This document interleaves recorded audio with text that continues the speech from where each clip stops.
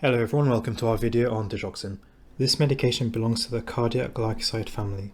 Within this class there are a few more drugs, but in clinical practice you will only see Digoxin. All these medications are found in nature, and Digoxin specifically comes from the foxglove plant that you can see here.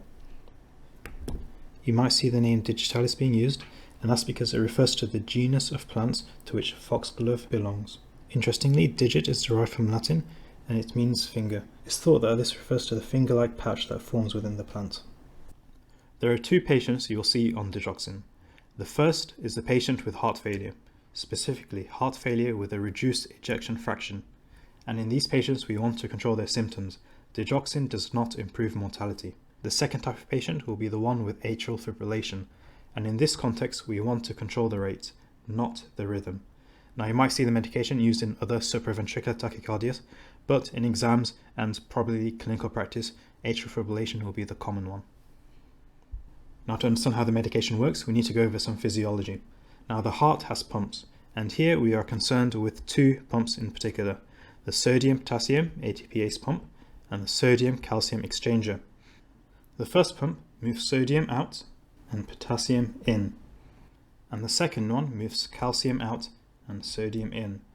Let's illustrate this. Here is a cardiac myocyte, and here is a sodium-potassium ATPase pump. As we said, potassium will be pumped in, and sodium will be pumped out. And here is the sodium-calcium exchanger. We want to pump calcium out and sodium in. When calcium builds up inside the cell, you get increased contractility. The second thing we have to talk about is the vagus nerve and its impact on the heart. And if you remember, the parasympathetic system slows things down, so let's quickly illustrate this. Here is a heart, here are the four chambers. We have the SA node and the AV node. Conduction goes down from the SA to AV, down to the His system and up through the Purkinje system. The vagus nerve will come in and it will innervate the SA node and the AV node. And as we said, it's part of the parasympathetic system, so it will slow things down.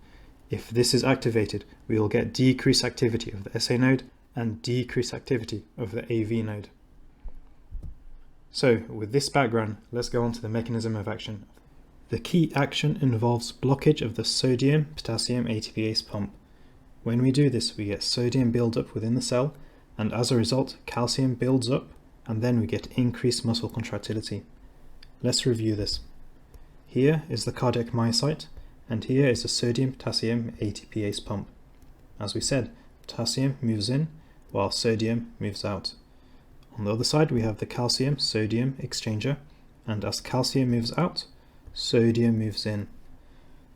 So here we have digoxin, which comes in and blocks this pump.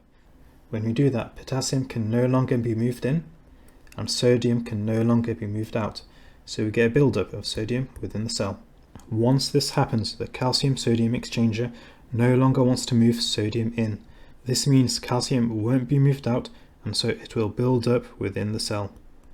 And as we said, increased calcium leads to increased contractility. The second action we need to know about is stimulation of the vagus nerve.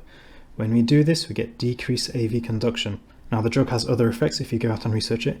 It affects the renin system, it can lead to arterial and venous vasoconstriction, but these are the key effects you need to know about. Going back, we can understand why this medication is used. In heart failure, we will increase contractility, and this will result in an improved cardiac output. In atrial fibrillation, we will decrease AV conduction, which will lead to more time in diastole, which will lead to increased ventricular filling, and again, improved cardiac output. With antiarrhythmic drugs, you have to be careful of inducing arrhythmias, and digoxin is no different. As well as this, digoxin affects a multitude of tissues. The sodium-potassium ATPase pump is found throughout the whole body. This includes the CNS and the GI system. If the central nervous system is impacted, you might get a patient who's confused, who's developed anxiety or depression. If the visual system is impacted, patients can present with changes in their colour vision. They can also present with halos and visual loss. In the GI system, you're stimulating the smooth muscle, and that can present with diarrhea. You might also present with nausea and vomiting. There are a few properties you need to be aware of to help you understand why this medication is used the way it is. The first is that the half-life ranges from 1.5 to 2 days in healthy individuals. This means if you want a rapid onset of action, you need to give a loading dose. That's why in clinical practice you'll see some patients with a high dose followed by lower subsequent maintenance doses. That's because we want to quickly increase the serum concentration of digoxin. This process is referred to as digitalization. The next important fact is that this medication is cleared by the kidneys. This means if your kidneys aren't working, the drug will stay in your system for longer. Digoxin is one of the drugs with a narrow therapeutic index.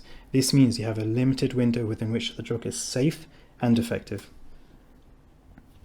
In toxicity, you need to be on the lookout for arrhythmias, and you might see a patient with nausea and vomiting and diarrhea. In exams, a classic description you might see is yellow-green vision disturbance. So if you see this, think digoxin toxicity. There are two factors that can increase your risk of toxicity. As we said, the drug is cleared by the kidneys, so if you have renal impairment, your risk is higher. The second important factor is hypokalemia. This is because potassium and digoxin impact each other. When potassium levels are low, more digoxin can bind to the sodium-potassium ATPase pump. This means there's an increased effect. And in toxicity, you will see hyperkalemia. Let's illustrate this. Here is another cardiac myocyte, and here is a sodium-potassium ATPase pump. Potassium is pumped in and sodium out. When digoxin comes in, it blocks the pump. That means potassium can no longer be moved in, and so it builds up. So you see hyperkalemia. If you come across toxicity, there are a few things you can do. The first is measure the serum digoxin level. As we said, this is a narrow therapeutic index drug, so you need to find out what the level in the body is. However, digoxin levels do not directly correlate with toxicity. This means you might have a normal serum digoxin and still be toxic. Potassium levels are also important for the reasons we mentioned, and also renal function and getting an ECG. This helps you find out what you're dealing with and allows you to target treatment. If you want to reverse toxicity, you can use Digibind or Digifab. These are brand names for antibody fragments, and these antibody fragments bind to the digoxin, preventing it from exerting its effect. In addition to this, they also extract digoxin from the intracellular space. If you're a chronic digoxin user, you might see some changes on your ECG. You can see some ST depression with a classic downsloping or scooped out appearance. You can see some T-wave changes, some QT interval shortening, and a V-block. In toxicity, you can see various arrhythmias, and these can present as ectopic beats and other serious arrhythmias. That's it for digoxin.